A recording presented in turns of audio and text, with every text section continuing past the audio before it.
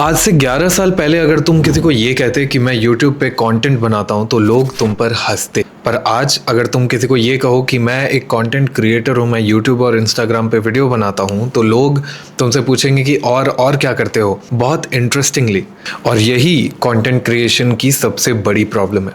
देखो, हर एक इंडस्ट्री का ना एक लाइफ साइकिल होता है, जहाँ पर जब तक आप उस इंडस्ट्री को समझते हो तब तक शायद उस इंडस्ट्री की लाइफ साइकिल खत्म हो चुकी होती है। Chapter 1, the starting point. 2014 के पहले लोग अपने नॉर्मल टीवी चैनल सब्सक्रिप्शंस लिया करते थे, लेकिन 2014 में एंट्री होती है जियो की, जिसने आते ही इंटरनेट को इतना चीप कर दिया अपने फ्री सब्सक्रिप्शन से कि लोगों ने टीवी के उन चैनल सब्सक्रिप्शनशिप्स को ऑलमोस्ट हटा ही दिया। सब लोग यूट्यूब और अलग अलग सोशल मीडिया प्लेटफॉर्म्स पे इतने एक्टिव हो गए और वहां पर कंटेंट कंज्यूम करने लगे। एंड उस वक्त कंटेंट क्रिएटर्स काफी रेयर थे, क्योंकि उस वक्त कंटेंट क्रिएटर्स सिर्फ वही थे जिनके पास इतने पैसे थे कि वो पहले ही कंटेंट कंज्यूम कर रहे हो। मतलब इंटरनेट जब महंगा था तब जो लोग कंटेंट कंज्यूम कर पा रहे थे, जिन्हें पता था कि यूट्यूब पे इस तरीके से वीडियोस बनते हैं, content creation is a thing, सिर्फ वही लोग उस वक्त कंटेंट क्रिएटर्स थे। एंड जो चीज रेयर होती है उस चीज की बड़ी वैल्यू होती है। फॉर एग्जाम्पल अगर देखें तो अपने स्कूल में अगर तुम एक लौते फोटोग्राफर हो तो तुम्हारी वैल्यू बहुत ज्यादा होगी। सब लोग तुम्हें बहुत प्रेज करेंगे, सब लोग तुम्हें ढूंढेंगे ताकि वो तुमसे फोटोज खिंचवा सके। बट सोचो कि तुम्हारे क्लास के 50 to 60% लोग फोटोग्राफर्स बन जाए, तब तुम सिर्फ एक नॉर्मल बंदे हो। लोगों ने देखा कि टिकटॉक के बैन होने के बावजूद क्रिएटर्स अच्छा खासा कमा रहे थे एंड एक बहुत ही लग्जूरियस लाइफस्टाइल जी रहे थे। And this is where people started gaining interest in the field of content creation. And यहाँ पर कंटेंट क्रिएटर्स ने एक बहुत बड़ा गेम प्ले खेला, क्योंकि कंटेंट क्रिएशन के स्टार्टिंग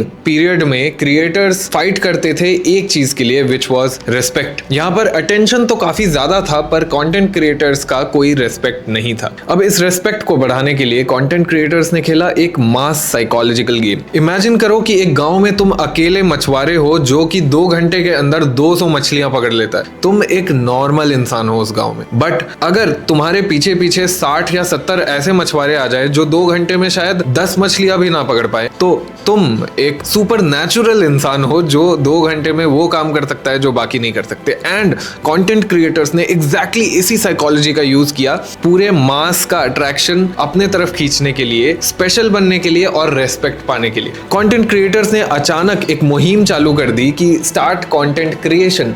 लोगों को यह बताना चालू किया कि कंटेंट क्रिएशन स्टार्ट करना कितना इजी है। मिनिमल गियर्स में आप शुरू कर सकते हो, आपको कोई कैमरा में इन्वेस्ट नहीं करना, कोई ट्राइपॉड में इन्वेस्ट नहीं करना, आप नॉर्मल फोन्स के साथ कंटेंट क्रिएशन में आ सकते हो एंड बहुत बड़े क्रिएटर बन सकते हो, which was a trap. And this is what exactly trapped me as well in my personal life. But I was very passionate about creating videos and this is what I loved. I loved cinematography and speaking in front of a camera. और इस trap में सिर्फ मैं नहीं, मेरे जैसे बहुत सारे क्रिएटर्स आ गए जिन्होंने अपने कंटेंट क्रिएशन की जर्नी शुरू कर दी and they kept on investing and investing. But content creation में और भी एक बड़ा फंडा है, which is that only top 1% of the content creators earn actually. सिर्फ 1% लोग इस क्रिएशन कम्युनिटी से कमाते हैं एंड बाकी लोग सिर्फ इनको फॉलो कर रहे होते हैं। And this is how creators gained respect in the eyes of people कि यार ये तो बहुत मुश्किल काम है, getting followers is a very difficult thing.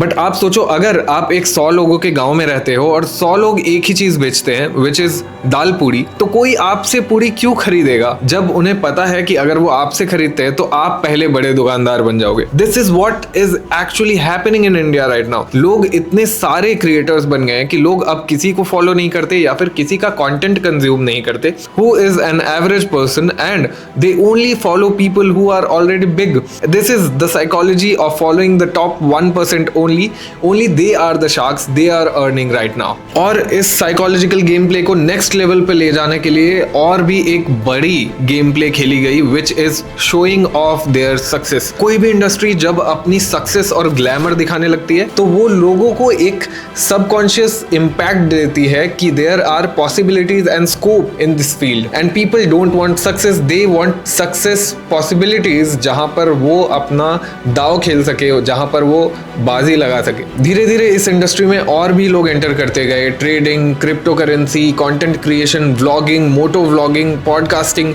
Everything. अब बच गए सिर्फ वो लोग जिनको एक्चुअली कोई वैल्यू प्रोवाइड करना नहीं आती थी, जो लोग सिर्फ एक तरीके से एग्जिस्ट कर रहे थे सोशल मीडिया पर, वो एक्चुअली कुछ जानते नहीं है जो वो बता सके। एंड उन्हें नाम दिया गया कंटेंट क्रिएटर्स का या फिर रील क्रिएटर्स का। याद है टिकटॉक के जमाने में वो लोग जो सिर्फ लिपसिंग करते थे या फिर नॉर्मल क्रिंज वीडियोस बनाते थे? जब ऐसे कुछ परसेंटेज ऑफ लोगों को सक्सेस मिली तो ये कंटेंट क्रिएटर्स की एक बाढ़ लाता है जो अचानक से कंटेंट क्रिएटर्स की पूरी डिमांड खत्म कर देता है जो फर्स्ट जनरेशन यूट्यूबर्स ने बनाई थी। एग्जाम्पल के लिए सोचो कि आज से 11 साल पहले जिनके 10,000 फॉलोअर्स थे वो फेमस लोग हुआ करते थे, बट अब जिनके 10 या 20 या 50,000 फॉलोअर्स भी हैं वो भी एक ऑर्डिनरी इंसान है। और फिर सोचो क्या हुआ, हर घर में एक क्रिएटर, हर ऑफिस में एक क्रिएटर, हर स्कूल में एक क्रिएटर, टीचर भी क्रिएटर, जो माइन का मालिक है वो भी क्रिएटर, जो माइन में वर्कर है वो भी क्रिएटर, हर जगह live streaming.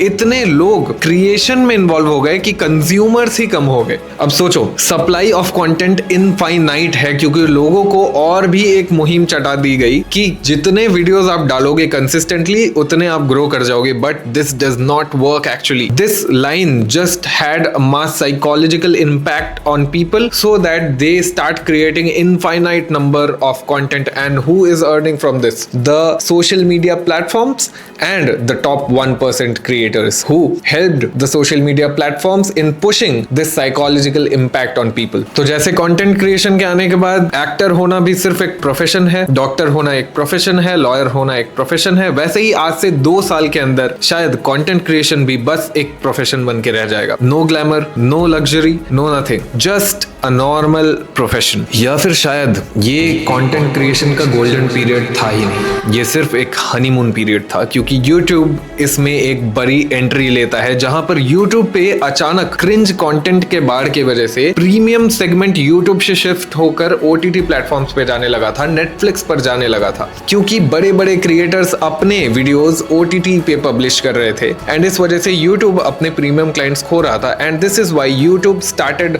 This demonetization scheme, जहां पर 4000 वॉच आवर्स एक नॉर्मल बंदा भी अचीव कर ले रहा था। इस वजह से डीमोनेटाइजेशन स्कीम चालू की यूट्यूब ने ताकि वो अपने प्रीमियम क्रिएटर्स को वापस ला पाए जो वैल्यूज प्रोवाइड कर पाते हो। अगर आप भी एक क्रिएटर बनना चाहते हो तो क्वेश्चन ये नहीं है कि आपको अभी शुरू करना चाहिए या नहीं, क्वेश्चन ये है कि क्या आप एक्चुअल वैल्यू प्रोवाइड कर सकते हो या फिर आप भी एक नॉर्मल क्रिएटर हो। क्या आप अगले 2 सालों में सर्वाइव कर पाओगे या फिर आप भी ब्रांड डील्स के पीछे पड़ जाओगे एंड एक नॉर्मल क्रिएटर बनकर रह जाओगे। मेरा नाम है स्वागत तिवारी एंड मैं ऐसी ही वीडियोस लेकर आता रहता हूं जहां पर मैं पैटर्न्स ऑब्जर्व करके और साइकोलॉजी समझकर आपको सिंपल भाषा में उस चीज को प्रेजेंट करता हूं। अगर आपको मेरे व्लॉग्स अच्छे लगते हैं तो इस चैनल को सब्सक्राइब कर लो और उस बेल आइकन को बजा देना ताकि आप कोई भी इंपॉर्टेंट अपडेट्स मिस ना करो। अगर आपको और भी ऐसे इंफॉर्मेशन रिलेटेड चीजें चाहिए तो मेरे पॉडकास्ट चैनल पे चले जाओ, 0 बाय स्वागत तिवारी। एंड तब तक के लिए जुड़े रहो इस चैनल पे, मिलता रहूंगा मैं आपको ऐसी वीडियोस के साथ।